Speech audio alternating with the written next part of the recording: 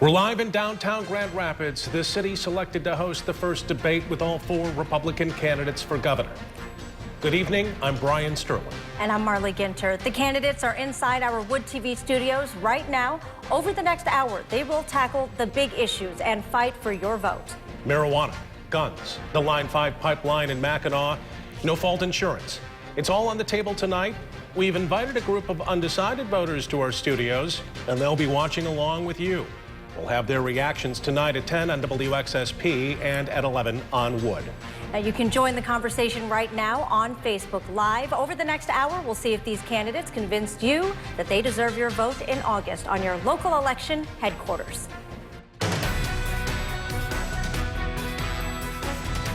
From downtown Grand Rapids, the Republican debate for governor, live from the WOOD TV8 studios. Good evening. Welcome to the debate with the Republican candidates for governor in cooperation with the Michigan Republican Party and being broadcast around the state by our partner stations. We're pleased to welcome the 4 ballot qualified individuals seeking their party's nomination. The rules of the debate are simple. Each candidate will have 60 seconds to answer each question, and each candidate will have 2 rebuttals of 30 seconds. Our studio audience are here as observers. They're invited by the party and by the campaigns.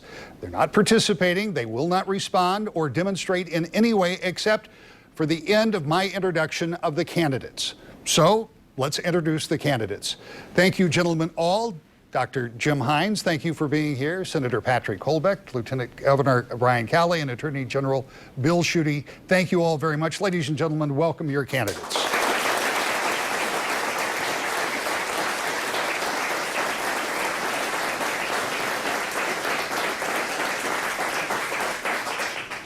So we begin with the opening statements of 60 seconds, and it was earlier determined by drawing at the Republican Party we would start with Dr. Hines. So Dr. Hines, again, welcome, and please give us your 60 seconds intro, please. It's great to be here, and thanks so much for hosting this debate, Rick and WOOD TV. I'm Dr. Jim Hines, and my wife and I have been married for 43 years. We have 7 sons and 16 grandchildren. I'm a medical doctor, a businessman, and the former president of the Christian Medical and Dental Associations for a long time, with 18,000 members. One of the things that I've done my whole life is I have put people first and not politics. And I'm running for governor because I want to make a difference in this state. We've made a lot of progress over the last 7 years, but we have a ways to go, and I believe an outsider can make a huge difference. My opponents here are term-limited politicians. Term-limited. 2 of them are career politicians. The lieutenant governor, he's been running for politics since he was 27 years old. The attorney general since 1984.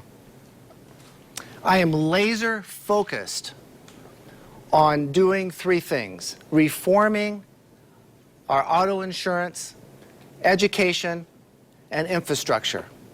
I am Jim Hines, and I hope that I'll have your vote on August 7th. Thank you so much. Senator Colbeck. Hey, tonight I look forward to talking about solutions. After all, I'm an aerospace engineer. I like to fix things. The bigger the challenge, the better. As a matter of fact, I dream big, but I also achieve big. In the private sector, I helped design the International Space Station. As a state senator, I led the effort to make Michigan a right-to-work state and turned around our veteran services from one of the worst in the nation to number 2 in the nation. As your next governor, I'm going to focus on principled solutions that prioritize your best interests, not political solutions that prioritize lobbyists' best interests. I'm pro-God, pro-family, pro-life, endorsed by Right to Life in Michigan, pro-constitutional carry. In other words, I'm pro-you. As we go into this upcoming election, when people know my track record, when people know that my principled solutions go well beyond talking points, I earn overwhelming support. We've earned over 75% of the vote in the last 4 straw polls. Tonight, it is my hope that I will inspire each and every one of you to join our team. I'm Patrick Colbeck, and I'd be honored to have your support as the next governor of Michigan. Lieutenant Governor Calley. I want to talk directly to the people at home. I married the love of my life, Julie, right out of high school. I joined the local community bank in the mailroom, worked my way up to vice president. When Rick Schneider asked me to serve as lieutenant governor, it was to pull our state out of the lost decade and to lead the charge in implementing conservative tax policy. As a result, we have seen an extraordinary comeback here in Michigan. historic economic gains, real jobs for real people. And I'm working hard to make sure no one gets left behind. In the beginning, we were at the bottom of every list you'd want to be at the top of. We're at the top of every list you'd rather be at the bottom of. But what's happened since then? 540,000 new jobs. We hit a 17-year low in unemployment, and our kids and our grandkids are coming back home to Michigan. We have a choice in this election. Do we continue this comeback, or do we turn back to the career politicians and failed policies of the past? I'm Brian Calley, and I would be honored to have your vote. Attorney General Schuette. I'm Bill Schuette. My wife Cynthia and I and our daughter Heidi and son Bill call Midland home, smack dab in the middle of Michigan. I'm running for governor because we need more jobs, bigger paychecks, and more people in Michigan. President Trump has endorsed me for governor because he knows I'll cut taxes in Michigan just like he's cut taxes across America. We need to cut auto insurance rates because you're paying too much. And our third grade reading scores are lowest in America. When I'm governor, Michigan's children will read. As Attorney General, I fought human trafficking and put Larry Nassar behind bars for life. President Trump has endorsed me for governor, and President Trump's endorsement, well, it's huge. Whitmer and the Democrats, they want more taxes and more regulation. No way. I want Michigan to win and compete against any other state in America for jobs. Michigan must be a job state. And Michigan, it's time to win again. Thank you. Gentlemen, thank you for your opening statements. I will remind you that these lights are indicating of time. When you get to yellow, it's time to wrap up. We have 60 seconds for each answer. I'll appreciate you sticking with that so we can get as many questions as possible, including this first one starting for you, Dr. Hines. Unless the legislature acts on its own to adopt a resolution, a ballot initiative to legalize marijuana, that will be on the ballot in November. Do you support the legalization of marijuana? And are you concerned, as some have suggested, that because of the passion of the people who do support that if you do not support the legalization, that those people may turn out in big numbers at the polls, consequently making it more difficult for any candidate that doesn't support that legalization?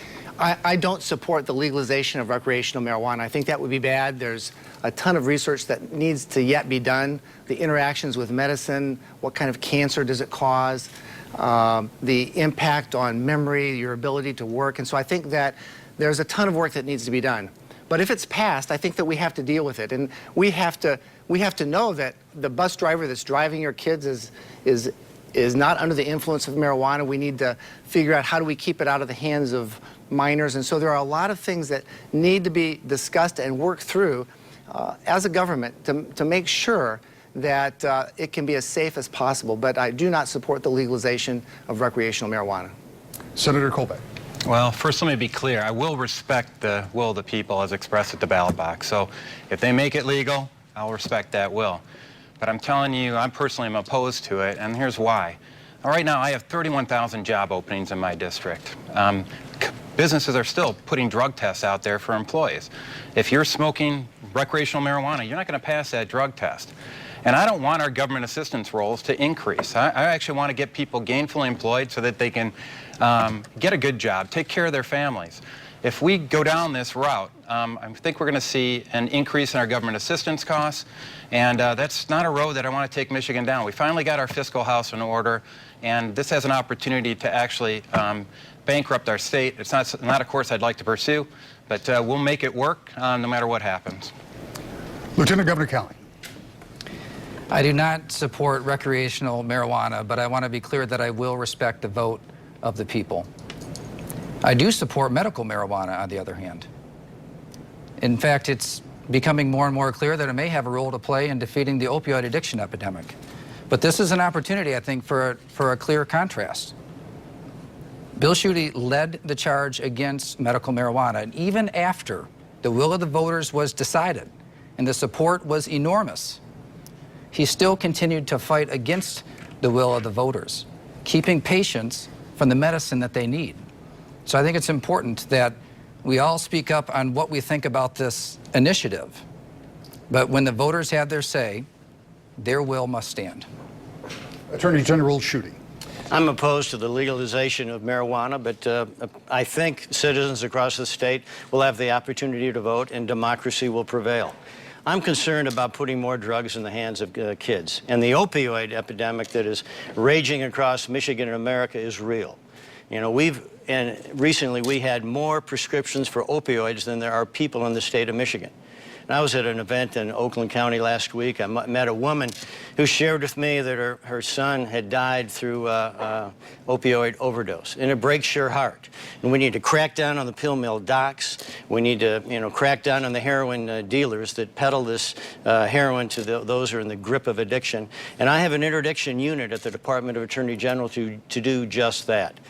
President Trump asked me to come to the White House to discuss the issue of opioids and how the federal government and the states can work together. I think that's another reason why President Trump endorsed me as governor of the state of Michigan. We move to our second question. First for you, Senator Colbeck. In the 4 years since the Flint water crisis, depending on where you're standing, there have been some improvements. There has been some progress, and there have been disappointments. There's been a lot of finger pointing. There have been a lot of recriminations. So starting with you, Senator, what did the state get right? What did it get wrong? And what still needs to be done by the state to support the people of Flint? Well, I think it's a broader question about how to support the citizens of Michigan, to be truthful. But what the state did right in the case of Flint is that, number one, we fixed the problem. And we went off and addressed the emergency situation regarding water quality. The more we investigated, though, the found out that the less we knew, because we don't know where these lead pipes are buried across the board. And it turns out that there are 72 other communities with worse lead concentrations in their water than actually the city of Flint. So it's easy to understand that this is a broader problem than just Flint. As we go forward, we need to take protection of our environment seriously and protection of our water supply seriously. And I've shown a predisposition in my time as a budget chair on state police and Department of Military and Veterans Affairs to be very focused on metrics. And some of the key metrics that we need to focus in on are those metrics that are dealing with environmental quality. And I look forward to doing that as the next governor of Michigan. Lieutenant Governor Kelly, same question. The people of the state of the people of the city of Flint really deserve to have somebody that was on the ground working shoulder to shoulder with them. There are enough people trying to grab headlines or play politics, look backward and argue about the past. We needed to work on the future. So I moved my office to Flint at the height of the Flint water crisis. And I was just with people working on whatever needed to be done. In fact, I worked so much in Flint, I ended up filing a Flint city income tax return for that year. It was my place of work. And it wasn't just infrastructure, but it was healthcare and education and economic development and nutrition. But I want to make it very clear that the Flint water crisis has been politicized.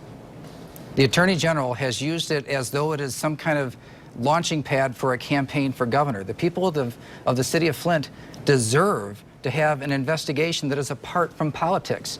Frank Kelly called them show trials. The most experienced, one of the most respected legal minds in our state. Attorney General Schuette. You know, Flint and the crisis in Flint is all about accountability and justice. You know, 12 people died. 12 people died in Flint. Kids were poisoned. And to think with arrogance you could try to sweep it under the rug and pretend it didn't happen, another rounding error in the fatalities of the challenges of a big city like Flint is the height of arrogance. Brian, you go around the state making false accusations. You're desperate because you're behind and you're trying to change the subject. And the fact is, people died. And I know families in Flint who still to this day drink water only from a plastic bottle. Families in Flint who wash their vegetables with a plastic bottle. Nobody in this room does that, but the families in Flint who are suffering through this. This is about justice. This is about accountability. And if I didn't have this investigation, I would not have been doing my job. I took an oath, and that's just what I'll do. Thank you. Dr. Hines. There's not a lot that has really been good dealing with the Flint water crisis. We've spent $23 million, more than that, prosecuting and defending. And for what? We have nothing. We're focused so much on the prosecution and defense, we've forgotten the people of Flint. We've forgotten them. There are over 5,000 lines that still need to be changed out. The people know that if you change out a line now, that there's a bolus of lead that can go into the water and poison a neighbor or another neighborhood. And yet, we want to take the bottled water away from those in Flint. I think it's tragic. I think it's not good. The emphasis has been on, well, let's move to the next city, let's move to another city, but these people are hurting, and we need to solve that issue and not focus on spending all the money, but keeping water there in Flint for those people. Our first rebuttal of the evening has been called for from the Lieutenant Governor. You have 30 seconds. Bill Schuette will literally say or do anything to get elected. $23 million has already been spent on this whole process, and they've stretched out the preliminary examinations over the course of years. And so when you consider that fact, and the fact that it's not just me questioning it, it is Maura Corrigan who said that these are inappropriate trials, and it was Frank Kelly who said that they were show trials. It might be convenient for you to say it's just me. It's not only me that is calling you out on this. All right, gentlemen, again, we need to pay close attention to these lights because those will help keep us on time as we continue through this. So let's start with our third question, which goes to you, Lieutenant Governor, and it's kind of the same theme. And for people here in West Michigan, though we're being seen around the state, it has become something that we have become used to hearing about, and that is PFAS, also other emerging contaminants. There are people that are concerned about Line 5 and the Straits of Mackinac. There are a lot of environmental concerns. Some people think there could be an environmental disaster in the Straits, one of the largest repositories of fresh water in North America. So the question is, what would you do if you were elected governor about Michigan's environmental issues and emerging contaminants in a state that aggressively markets itself as pure Michigan? We have a special responsibility here in Michigan as stewards of some of the most important natural resources you'll find anywhere around the globe. And so we have to be proactive. We can't wait for problems.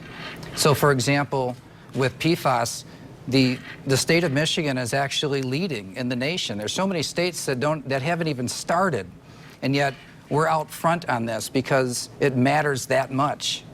In terms of Line 5, I share the concerns that so many people around our state have.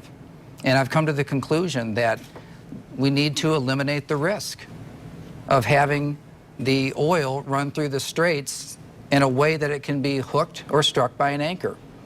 We had a feasibility study recently ran, and it has determined that there are other options, and so we need to take those options because the comeback of Michigan requires that we take care of our resources. Mr. Attorney General. You bet. Everybody in Michigan has it packed in our DNA, the responsibility of stewardship, ecology. 20% of the world's fresh water that surround our two wonderful peninsulas. Whether it's PFAS, whether it's Line 5, whether it's water diversion, it's a big responsibility. You know, it's Memorial Day is coming upon us, and people will go across the bridge, that 4.5 miles of straits where there are pipes that are down there, and I happen to think we ought to build a tunnel, a utility corridor, where we could have all the concern and environmental safety responsibilities. We could be visibly, personally inspected. We need to make sure we also provide propane to the Upper Peninsula and our energy producers get their energy to market. You know, the other big issue here is water diversion. I'm opposed to diversion of water from the Great Lakes. It's too much important legacy for Michigan. Dr. Hines. We have over 7,000 toxic sites right here in Michigan that are not being addressed. They're leaking PFAS, they're leaking other chemicals. Some of those chemicals we know cause cancer. How do you pay for the cleanup? We've attempted, we've run out of money. What can we do? One of the things we can do is that Michigan is an international dumping ground, believe it or not.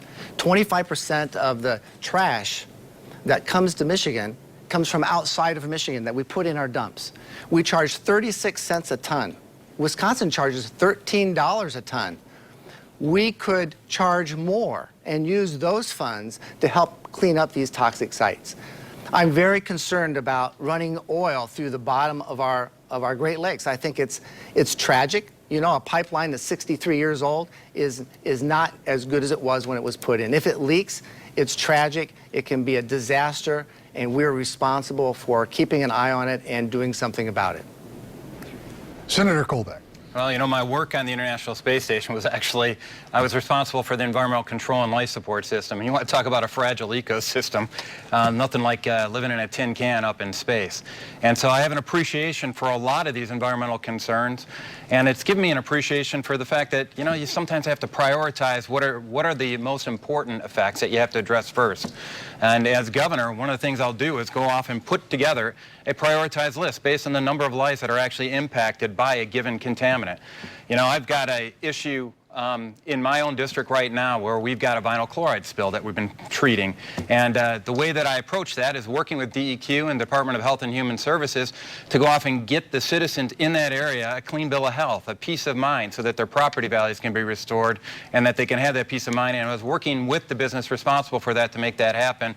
And that's what it takes, partnership, and enforce what I call the good neighbor policy. Mr. Attorney General, the next question begins with you. It's the issue of school safety. It has been brought to the forefront with a horrible shooting in Florida. And once again, we are thinking about how to keep our students safe in schools. And I want to talk about that specifically. What needs to be done to protect students when they are at schools? What is the state's role in that protection? And what part of that decision should be left up to local school districts? We know when our kids went to public school, so did my wife and I. And when you take your child to school, first time maybe they walk, maybe you drop them off, later they drive their car. But you want to make sure they come home safely. And when they don't, it's every parent's nightmare. And that's what happened in Parkland, and we've seen that in too many occasions across the country. We need to do a number of things. Number one, there's a mental health crisis in America today. We need to treat and help people who have a mental health crisis. Cruz, the guy in Florida, he was trying to get help, but no one paid any attention. Second, we need to have more initiatives like OK to Say. OK to Say is Michigan's school safety initiative that we put in place by the Department of Attorney General, where it's a 24/7, 365 way. If you're concerned about act of violence in school, you can call or text in. And also, we need to provide trained security officers. Not every teacher, but trained security officers ought to be able to protect our students, our children in their school. Dr. Hines. This has been a tragic thing that's happened over and over and over again. And the question is, you know, what do you do about it? And I think it takes all of us to try to prevent something like this. And so when a friend or a neighbor talks about hurting themselves or somebody else, we need to be alert to it. We need to be able to notify law enforcement and then trust that they will do something about it, that they will actually act upon the concern that somebody's had. Certainly, behavioral health is very important. There are counselors in schools that know that there are students that are at risk for harming themselves and others. This is information that needs to be transmitted. I would support individual school districts deciding what they would like to do as far as resource officers or police guarding and protecting their school. There are districts in this state that police are far away, and so they have to decide what are they going to do to best protect their students. Senator Colbeck. You know, I've heard the arguments around mental health awareness, and I'm here to tell you, you're never going to know enough information to go off and rule out these scenarios with this top-down control of society, essentially. And I want to harken back to some sage words from Benjamin Franklin. He said, those willing to give up freedom for security deserve neither. And what we're at risk of doing right now is to go off and sacrifice some basic liberties for the sake of some false sense of security. And, you know, we knew everything we needed to know about the shooter out at Fort Hood.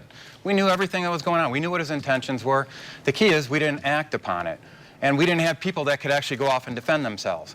Let's go back to a tale of two scenarios. We had the Parkland shooting, where we had their school safety officer, Coach Heiss, act as a human shield for 4 kids. He couldn't defend himself. Maryland was a much different story. We had a school resource officer that was armed. We need to focus on protection of our Second Amendment rights and honor those rights. Lieutenant Governor Kelly. There's nothing more important than the safety of our kids. So I think we should take a practical approach. It's first starting with security at our schools. I mean, we have security. Security is something we've figured out in so many different places. So it's hardening of the building, but it's also monitoring the entire campus. And it's fail-safe communication with local law enforcement. I do believe there should be a lot of local control about the amount of security that is in place in any given place, in any given school.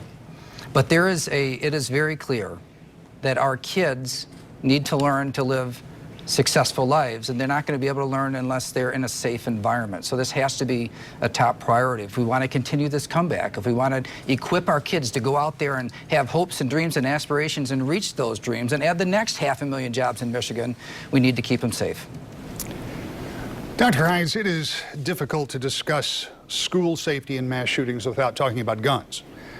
And the question is the availability of guns. What type of guns are available?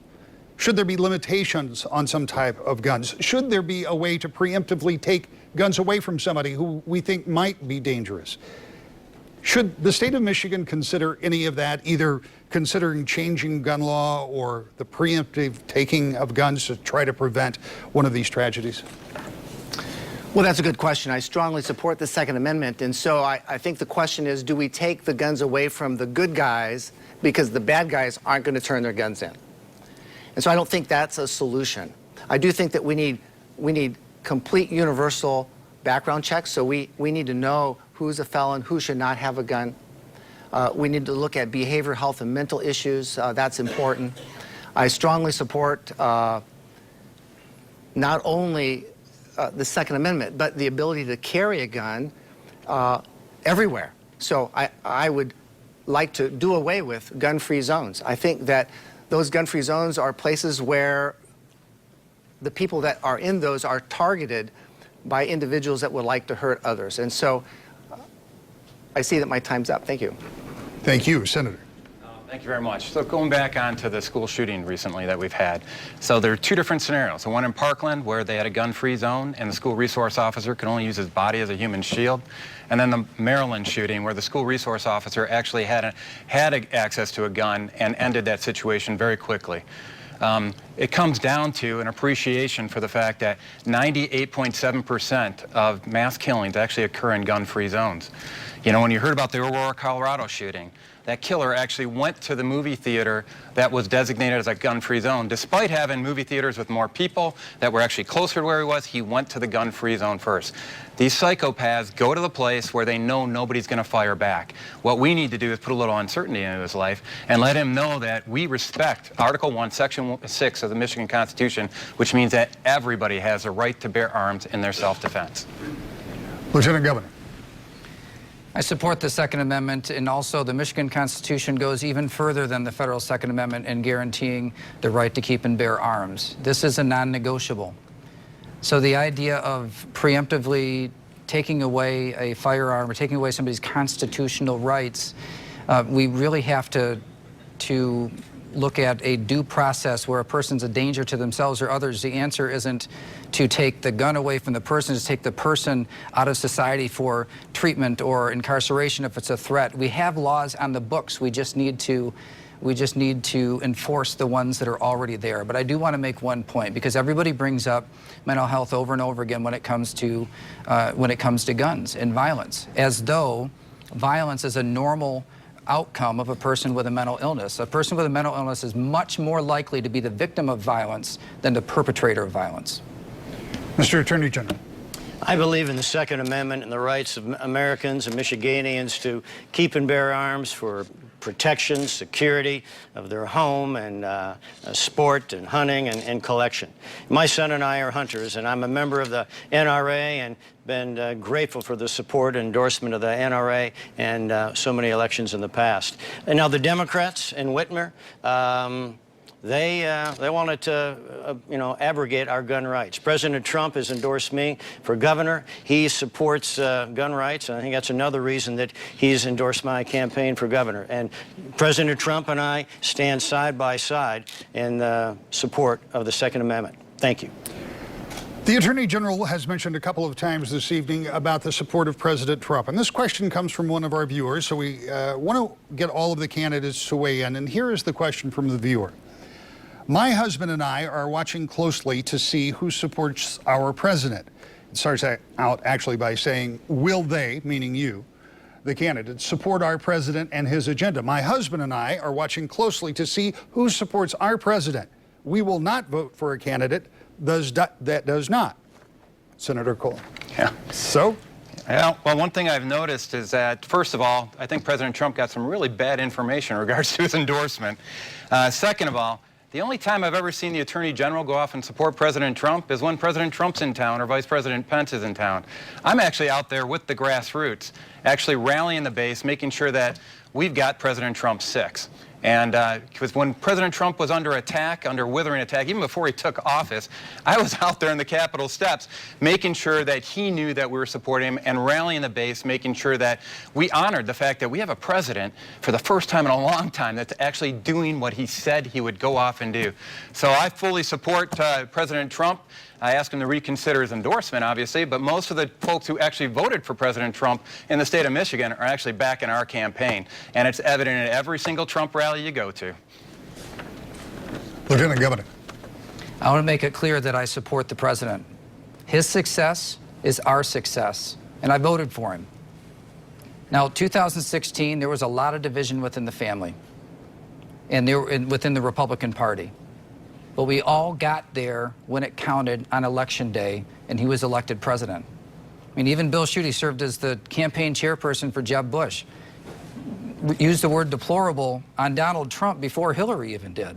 But still, we all got there when it counted the most. And so as we move forward, it's about working together on shared priorities, things like tax cuts, defeating the opioid addiction epidemic, or now the Sioux locks, which is great to have the president's support behind that Michigan initiative, behind that Michigan priority. So as we move forward, we need to work together in the interests of our people, and I'll look forward to working with the president as your next governor. Mr. Attorney General. I am grateful for the support and endorsement of my campaign for governor by President Trump. And he's invited me to the White House to talk about human trafficking quite recently, where now, because of a bill President Trump signed, gives the attorneys general and prosecutors across Michigan and America the ability to crack down on these bad actor websites like Backpage and Craigslist. And the president is supporting me, and it wasn't even a close contest, and I appreciate his endorsement. And Brian, the fact is that in October 2016, you renounced your support of President Trump, and look what has happened after President Trump's election.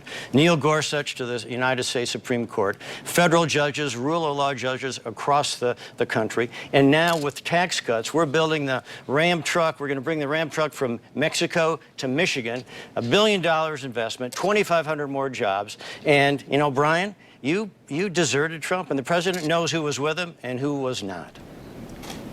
Dr. Hines. This is an interesting conversation. I have supported Trump from the very beginning. I have pictures, and I love the guy. I don't know why. I love him. I like what he's doing. I like the construction of a wall. I like, of course, the tax reform.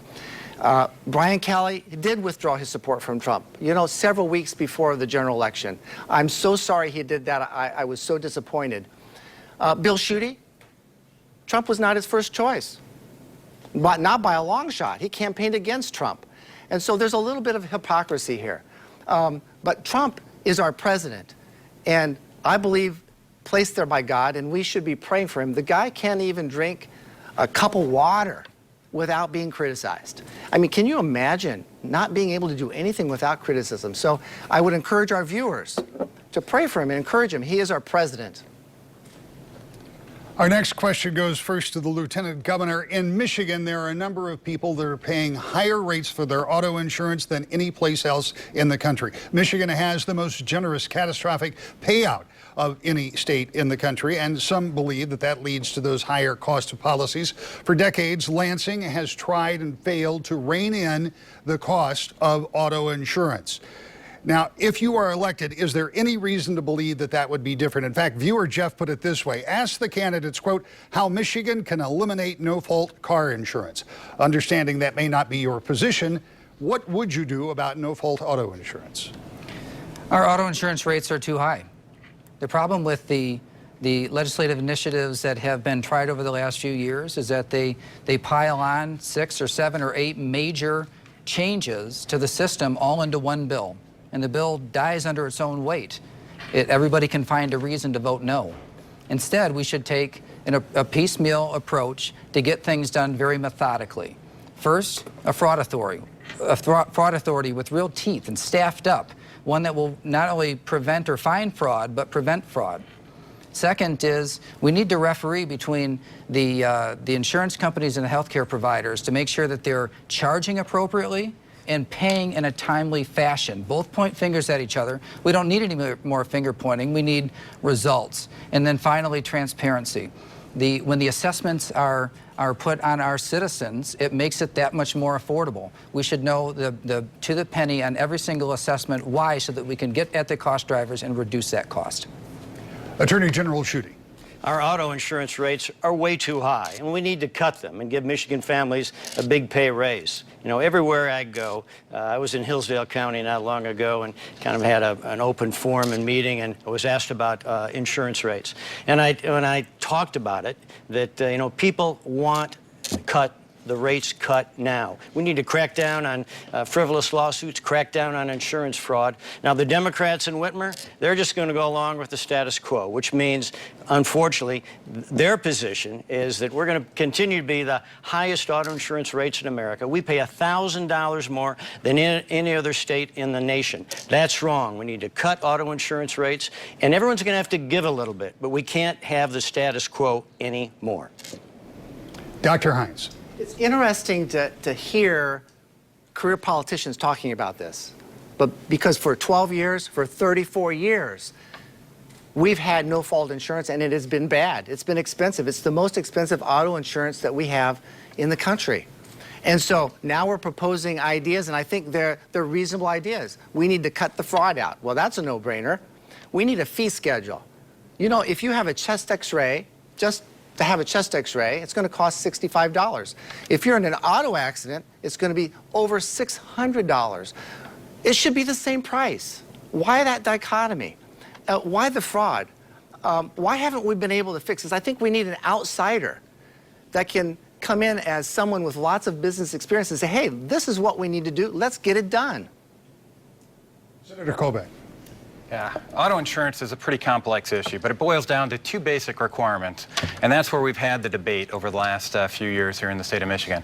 One is you got a group of folks that want to make sure that we lower auto insurance. I'm with them. And we got another group of folks that says, no, we want to remain with lifetime benefits. I'm with them as well.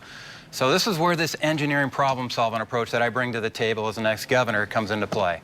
I think there's a way to satisfy both of those requirements. And it starts with a simple examination of your insurance premium. Take it out if you're at home. Go off and pull it out there.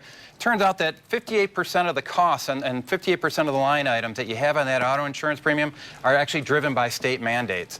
I believe that we can get a minimum of a 40% cost reduction while retaining lifetime benefits and get it as high as 60% depending on how we can go and approach the Michigan Catastrophic Fund. It's a huge opportunity to cut our rates by as much as 60%, and I'm the only one with a plan on how to do that. We have a rebuttal. The Lieutenant Governor has asked for 30 seconds with his second and final rebuttal. So, sir, you have 30 seconds. I just want to point out that the only thing that we heard from the Attorney General is that he wants to cut rates. But you have to have a plan. Speaking in platitudes, that's not how we got to 540,000 new jobs in our state. That's not how we hit a 17-year low in unemployment. That's not why kids and grandkids are moving back home to Michigan. You have to have an actual plan. Words aren't good enough. Our next question goes to the Attorney General. Attorney General, the mobility age for the smart vehicles, even autonomous driving cars, trucks, buses, offers a future for Michigan workers and a new auto industry, a kind of boost, if you will. So how can the state do something to assist in making sure the next generation of workers, our children that are in school today, will be prepared for those jobs of tomorrow, because those are going to be high-skilled jobs? Well, you know, it's a great question, because this issue of mobility is a competition between California and Michigan as to where the computers on wheels, automobiles, will be built, designed, researched, and manufactured. We need to make sure it's done in Michigan. That's why cutting taxes, and I'm advocating rolling back the grand home income tax that has cost Michigan taxpayers $8 billion. We need to be a place where jobs and paychecks are created. And secondly, we need to make sure that we have have auto insurance rates cut, and that means by cracking down on insurance fraud. It means by stopping frivolous lawsuits, putting a stop to the trial lawyers there. Now, mobility is part of Michigan's future, and it means that we have to have rules and regulations, that it's a prism of enterprise, it's a prism of freer regulations, so that we are investing in mobility for Michigan's future. It's part of a jobs and paychecks agenda so that we can have, you know, bigger paychecks and a stronger economy in the state of Michigan. Dr. Hines? I think we need to start with the basics. Our kids can't read, they can't write, and they don't know basic math. And let me tell you, if you don't know that, then you're not going to be successful in college. You're not going to be successful in a STEM program. And so the basis of being able to take these good-paying jobs really is the educational emphasis that we need to put. It's education. How do we teach our kids to read? We need reading coaches. We'll probably talk about that later, but this is so critically important. We mentioned the grand home tax. Go back to 3.9% on the income tax. That's $875 million. That's $875 million that we don't have as a state that we really need to put on our roads. Our roads are terrible. So we're going to drive these nice cars on roads with big potholes. I don't think so. Senator Colbeck. All right, we got to get back to educational excellence, which first and foremost starts with the elimination of Common Core standards. It's a failed experiment on our kids, and that started back in 2010 before I got into the legislature. I've been trying to get it repealed ever since then and paid some penalties for actually doing that. We need to stop the micromanagement of our classrooms. We need to refocus education on parents, teachers, and students. You know, when I was going to school, we didn't have such thing as a statewide assessment because we didn't have a bunch of micromanagers at the federal government and in state government to micromanage the classroom. And you know what? I actually got out of there, graduated, and helped design the International Space Station. It worked out pretty good. So now, we got to go off and restore an appreciation for what makes us really tick, and that is getting back into the basics of reading and writing and arithmetic, and start promoting programs like First Robotics, which are a great success. Matter of fact, my old alma mater is one of the finalists, and I got two schools in my district that are finalists in that competition as well. Lieutenant Governor. Michigan is the international leader in mobility. And mobility is really the convergence of the automotive industry and the information technology industry. It's happening right here in Michigan. But if we want to own that in the long term, we have to recognize that while when I first started, the biggest problem our state faced was not enough jobs. Today, what I hear from employers, whether it's in the most rural of areas to the most urban of areas, is that employers can't find enough people with the right skills to fill the jobs that are available today and the jobs that they know that they need for tomorrow. And so it's about education. If we have a good outcome, you have to have a good beginning. And that means ensuring kids start school ready to learn. It means making sure that every single kid learns how to read. We got to bring back skilled trades earlier in the process and bring it back in a big way. There is not only one definition of success. Our kids can take all different types of pathways after high school to live a great life. It's time to continue the comeback through education reform. Gentlemen, you're doing a great job. We're getting in a little extra question here. So I'm going to do, this will be our last full question answer, and then we're going to do a truncated one to take us to closing. So this one, you still have 60 seconds. Skilled jobs training is going to be part of whatever happens when it talks about mobility and the future. At the same time, we do need to talk about K-12, and we also need to talk about the cost of higher education, which puts that out of the reach of many people who would like to use those studies. What should the state be doing to support K-12, and can the state do anything about lowering the cost of higher education? I don't think that money is the answer. We've put $1.8 billion into education in the last 7 years. That isn't the answer. I believe that we need reading coaches right in the classroom so that our viewers, any one of your viewers that perhaps you were read to when you were a child, you could be a volunteer in a school. We need reading coaches in schools with alternative certification. We need a plan.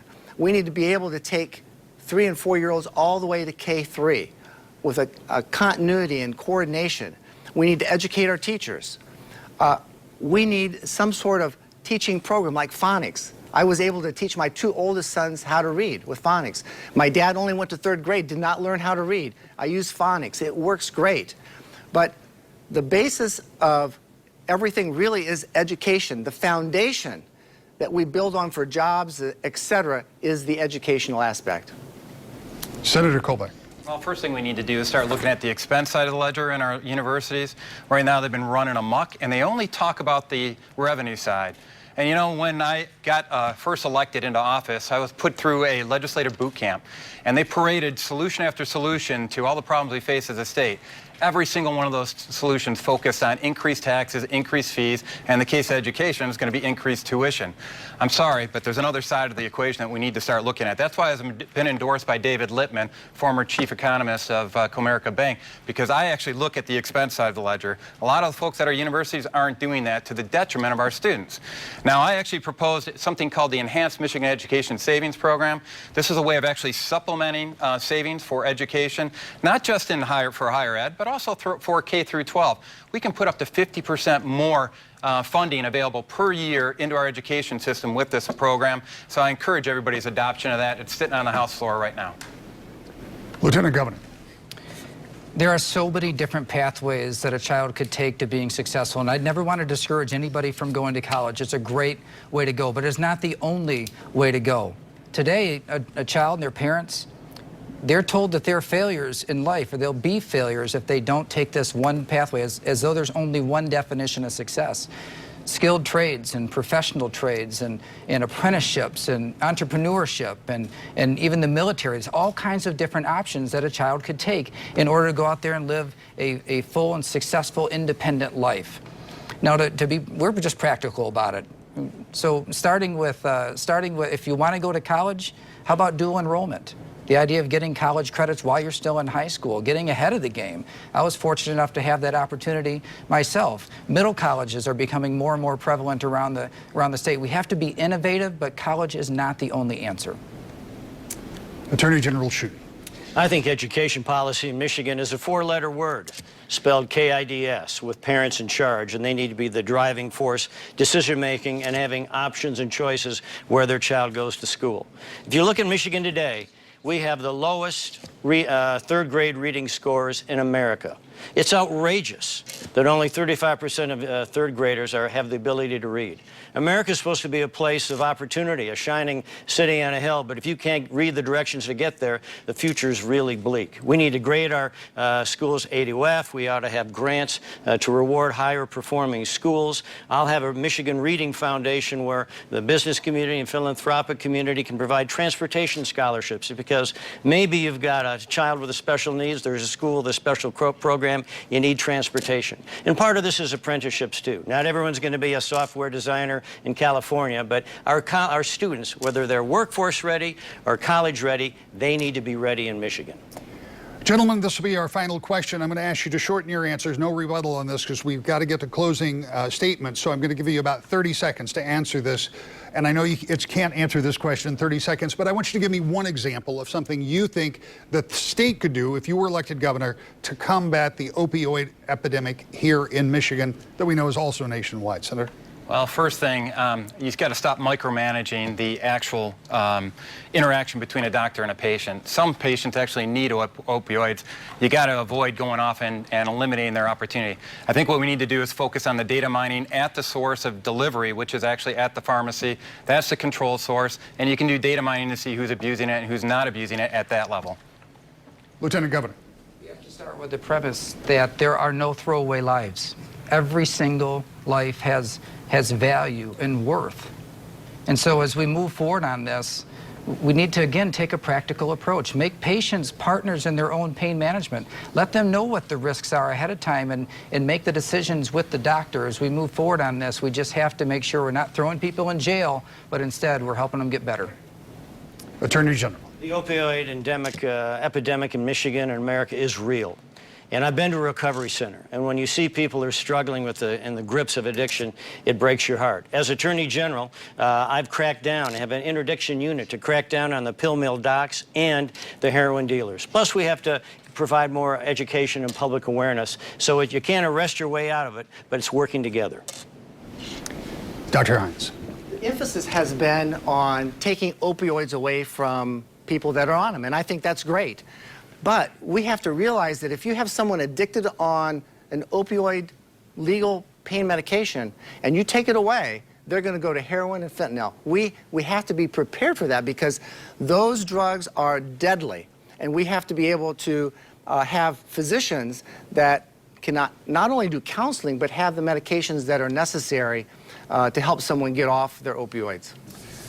Candidates, thank you all very much for responding to the questions. We have closing statements tonight. We will go in the reverse order that we began. So we begin with you for 60 seconds. It's television. It's a hard out. So let's stick with 60 seconds, everybody. And Attorney General Schuette.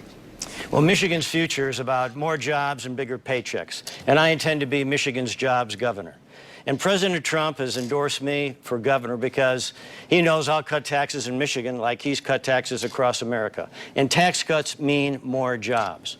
We have the highest auto insurance rates in the country. We need to cut rates and give Michigan families a big pay raise. In our third grade reading scores, it's at the bottom. It's outrageous. When I'm governor, Michigan's children will read. You know, elections are about choices. Who has the experience, skill, ability, drive, and steel to lead Michigan? And it's a question about are we going backwards or forwards? Well, we can't go backwards. We can't afford Whitmer and the Democrats, which would be a sequel to the failed governorship of Jennifer Granholm. No, we're going forward. We're going to go from good to great. In Michigan, I want us to win again. We can win again, and I ask for your vote. Thank you. Lieutenant Governor. We have an important choice in front of us today. Do we continue this historic Michigan comeback that we've been on, or do we turn back to the career politicians of the past? This is a stark choice that is in front of us. We've added 540,000 new jobs. We had a 17-year low in unemployment. And it's so low now that kids and grandkids from all over the country are coming back here to Michigan. You know, I love that stat, 540,000 new jobs, but you know what I love even more about it? It's the stories behind every single one of them. Now, I know of a young man who has autism who finally got a chance at a job. He's an auditor, you know, and then he bought a house. I know this young woman who came back from Chicago. She couldn't find a job here before, but now she's back and closer to family and starting her own family here. I know a man who got out of prison and learned CNC machining and has got his life back together. I'm running for governor to continue the comeback, and I ask for your vote. Senator. Yeah, President Reagan once asked for us to paint in bold colors, not pale pastels. If we're going to buck this 8-year cycle we seem to be trapped in, where we have a Republican governor for 8 years and we have a Democratic governor for 8 years, we need to stop painting in pale pastels. We need bold colors. And I'm telling you, we need energy in our base. And I'm the only gubernatorial candidate with energy in my base. We're the only candidate that actually went off and got all the signatures we need to get on the ballot without having to pay anybody to get on the ballot. Furthermore, I was the only candidate that accepted a challenge to debate 3 Democratic gubernatorial candidates at Tabernacle Missionary Baptist Church in Detroit, where I had an opportunity to actually talk about conservative values without the bias filter of the media.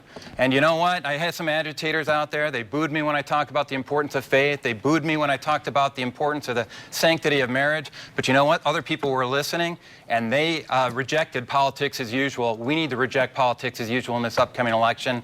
And I'm the principled solution governor. I hope to earn your support in this election.